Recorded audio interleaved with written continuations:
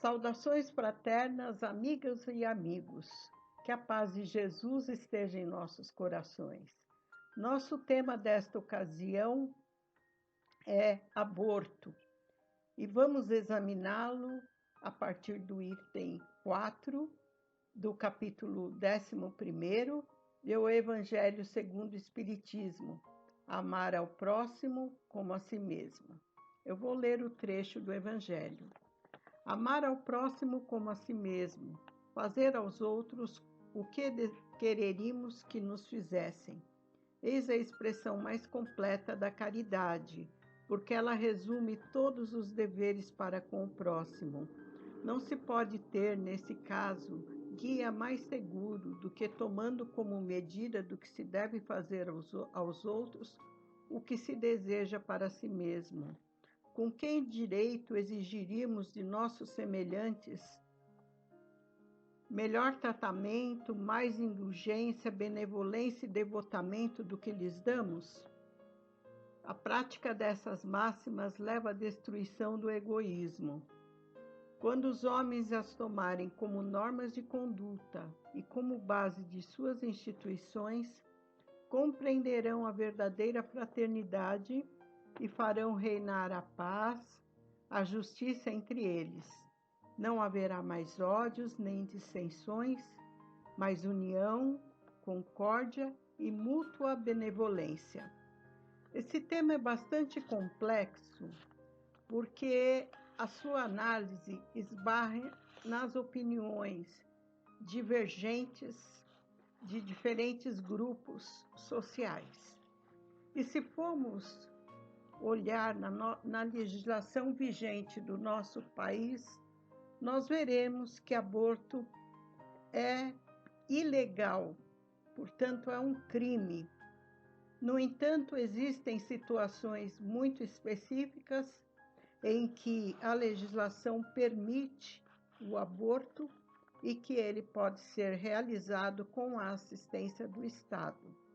Mas aqui o que nos importa é examinar esse tema sobre a ótica espírita, que nos dá outra perspectiva de análise, outra visão a respeito do aborto, que é o interrompimento da gravidez. Então, a primeira informação que nós temos a passar é que a ligação do espírito ao futuro embrião, ela ocorre já no momento da fecundação. Então, amar ao próximo como a si mesmo, fazer aos outros o que queremos que façam por nós.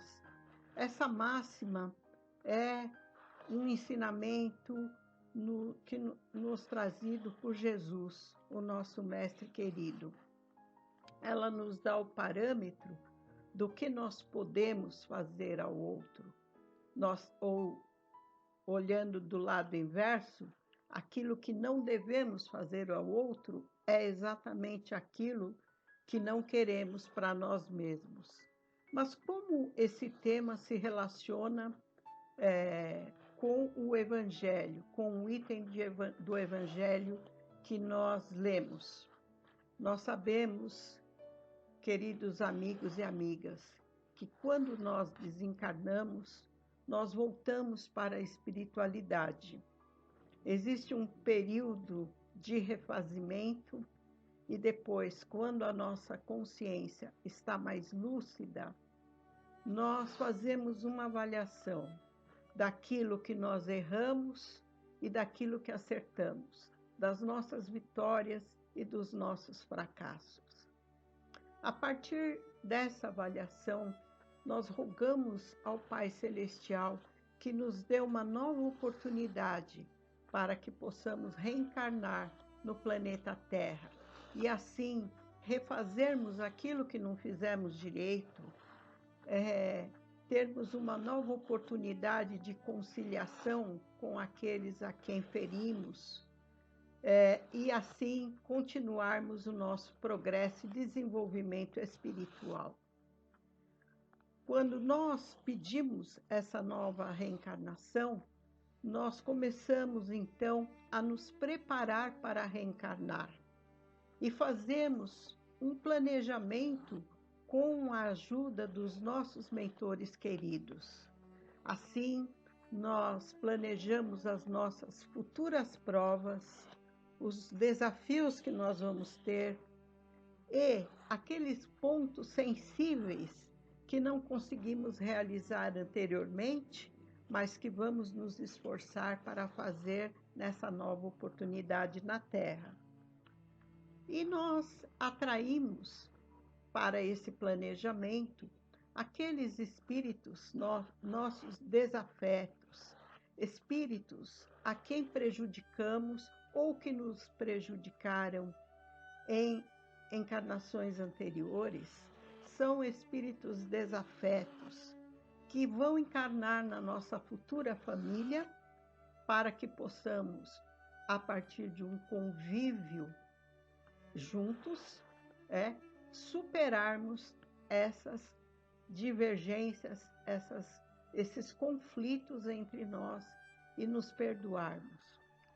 Nós também atraímos aqueles amigos que nos ajudaram durante a encarnação ou em encarnações anteriores, e também os espíritos que já têm conosco afinidades, laços de afeto, de amor, e que já formam a nossa família espiritual, e esses vêm conosco nessa mesma encarnação para serem os nossos apoios, os nossos pontos de apoio para superarmos, então, as provas e dificuldades que fatalmente passaremos nessa nova existência. Esses espíritos virão como nossos filhos, muitos deles virão como nossos filhos. Então, quando nós recuamos de uma gravidez, praticando um aborto praticado, um aborto provocado, nós prejudicamos e frustramos profundamente esses espíritos que estavam programados para reencarnar na Terra conosco como nossos filhos, dentro da mesma família. Então, esse espírito vai ter que rogar, vai ter que se preparar novamente, conseguir com outros companheiros, com outros espíritos que forem reencarnar, essa oportunidade de voltarem à Terra para uma existência reparadora.